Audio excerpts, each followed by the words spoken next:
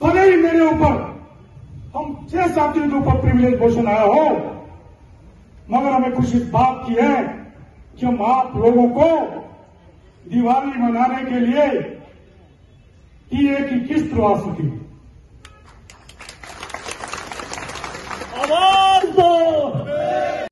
अब मैं माननीय मुख्यमंत्री महोदय से मेरा अनुरोध है, अब आपने व्यवस्था परिवर्तन का नारा लगाया है, पहले जो डीए आप स्वयं देते थे, तो मेरा अनुरोध है कि जिस तरह से आपने एनपीएस कर्मचारी के लिए कहा कि जैसे सेंटर देगा तभी आप उन लोगों को मिल जाया करेंगे, तो मेरा अनुरोध है कि हमारे को भी व्यवस्था परिवर्तन के तहत जब सेंटर जो डीए दे तभी हमारे को डीए दे दी जाए।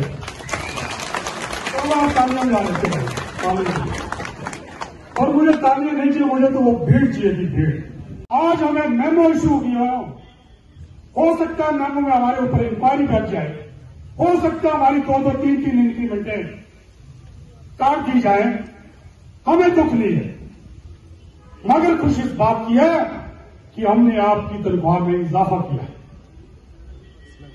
भले ही मुझे मालूम पता चला है कि छोटा शिमला में किसी ने मेरे खिलाफ एफआईआर तक दर्ज करने के लिए एप्लीकेशन दी है। मुझे कोई गम नहीं है।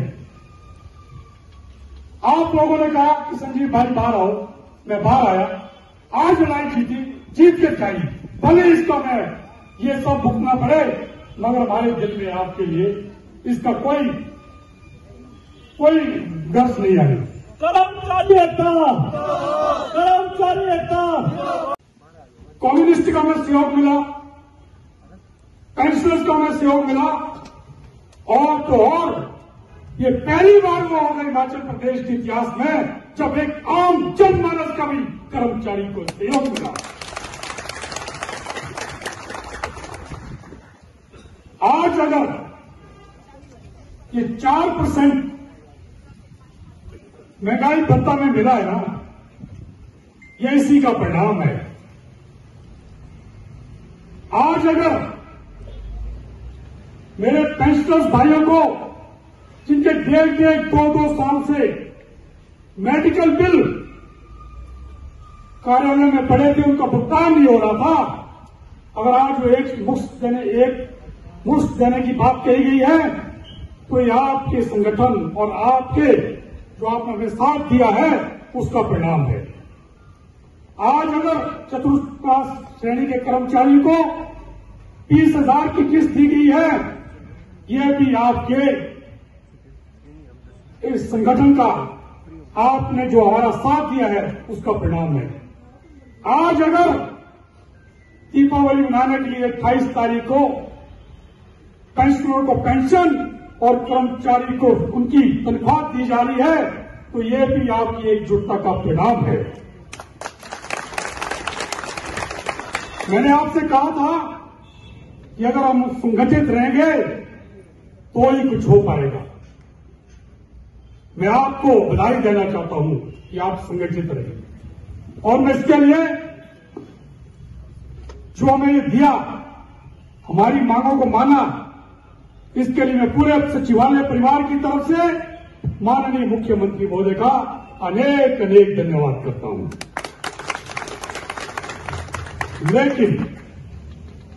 लेकिन जो मिला है वो काफी नहीं, और क्या करें, कुछ तो मिला।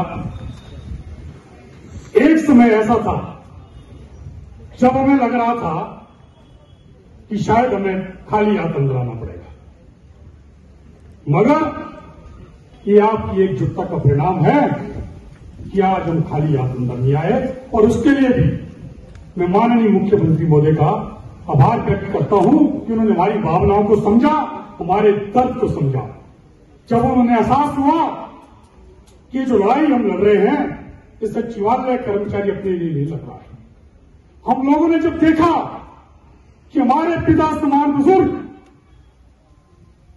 84 साल के, 80 साल के, 37 डिग्री के टेम्परेचर में अपने हक के लिए सड़कों पर उतरे, जब हमें पता चला कि हमारी बूढ़ी मां, हमारी बहनें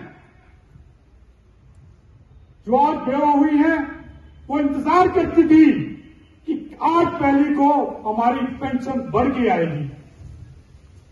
वो हर महीने सोचती थी कि इस बार हमारी पेंशन में थोड़ी बढ़ोतरी होगी, लेकिन वो बोल नहीं पाती थी। हमने यहां से आवाज उठाई, पर ये आवाज सचिवालय की न रखे, पूरे प्रदेश के कर्मचारियों की, पूरे प्रदेश के पेंशनरों की आवाज बनी, जिसमें हमें आम जनमानस का भी सहयोग मिला। कर्मचारी एकता, कर्मचारी एकता, आवाज दो, आवाज दो। इसीलिए मैंने उन संबंधों को न देखे आप लोगों के साथ चलना मंजूर किया, और मैं आगे भी चलता रहूंगा, आपकी लड़ाई लड़ता रहूंगा। मगर अब आपको देखना है कब हमें बाहर जाना है, अब आगे करना है, क्या करना है। अब ये गेंद आपके हाथ में है। हमने जो करना था कर दिया। देश की आर्थिक स्थिति इतनी खराब होते हुए भी हमने आपके लिए 600 करोड़ रुपए का राशि हमने सरकार से मंजूर कराई। कर्मचारी एकता, कर्मचारी एकता। और मैं माननीय मुख्यमंत्री से आज एक अपील करना चाहता हूं, प्रार्थना करना चाहता हूं, एक निवेदन करना चाहता हूं। माननीय मुख्यमंत्री महोदय, दिए ही या ये जो आपने दिया, यही जो है ना प्रदेश के कर्मचारी और पेंशनों की मांग नहीं है। मुझे जो कॉन्ट्रैक्ट पे भाई लोग हैं, उनके फोन आते हैं। ये जो कॉन्ट्रैक्ट पहले 8 साल का हुआ करता था, उसके बाद ये 7 साल का हुआ, फिर 5 साल का हुआ, फिर 3 साल का हुआ, और उसके बाद 2 साल का हुआ। मैं बता देना चाहता हूं प्रदेश के कर्मचारियों को भी और उन कॉन्ट्रैक्ट के भाइयों को भी कि इसमें भी प्रदेश के सचिवालय कर्मचारी संगठन का बहुत बड़ा योगदान है। मुझे याद है जब ये 3 साल से 2 साल के हुआ था ये पीरियड, तब हम तत्कालीन मुख्यमंत्री, पूर्व मुख्यमंत्री श्री जयराम जी से मिले थे और उन्होंने आश्वस्त किया था कि मैं इसको 2 साल करूंगा। लेकिन ये 2 साल तो हो गया। अब कुछ महीने पहले एक नोटिफिकेशन निकाल दी गई है कि ये लोग साल में सिर्फ एक बार ही रेगुलर होंगे। उससे क्या हुआ, कुछ लोग तो 2 साल में रेगुलर हो जाएंगे, लेकिन कुछ लोग 3.25 साल में, 2 साल 11 महीने में जो है रेगुलर हो गए। तो हमारा यहां से, इस मंच से सरकार से निवेदन है, या तो उनको साल में 2 बार रेगुलर किया जाए, या फिर वन टाइम रिलैक्सेशन देके उन सभी भाइयों को भी दीपावली का तोहफा दिया जाए।